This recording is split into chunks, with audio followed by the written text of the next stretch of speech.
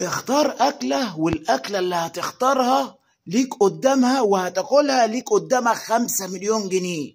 فأخدوا يفرجوا ويشوف نوع الأكل اللي هو هيختاره، وهياخد مقابل 5 مليون جنيه علشان يختار أكلة من كذا أكلة. فطبعا أخدوا يفرجوا على نوع الأكل، وأنت طبعا شفت الأكلة الأولانية سيبك منها. أمال بص بقى الأكلة التانية، لو أنت مكانه ممكن تختار كام أكلة؟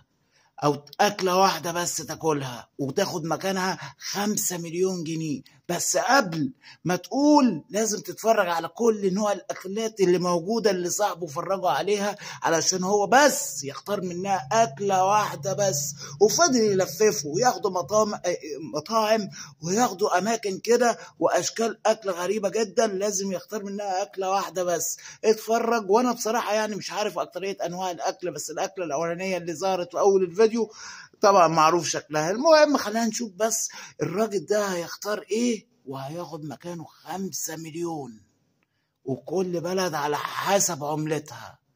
اتفرج وشوف انواع الاكل الغريبة العجيبة دي. حطه في اختيار صعب جدا، فقال له يلا يلا يلا نشوف اللي بعديها. نتفرج اللي بعديها مين عم الراجل ده وبيعمل ايه بالظبط. ايه ده؟ مش معروف. قال له تعالى نشوف ايه حاجة غيرها، او خسرت انا مش عاوز اكسب.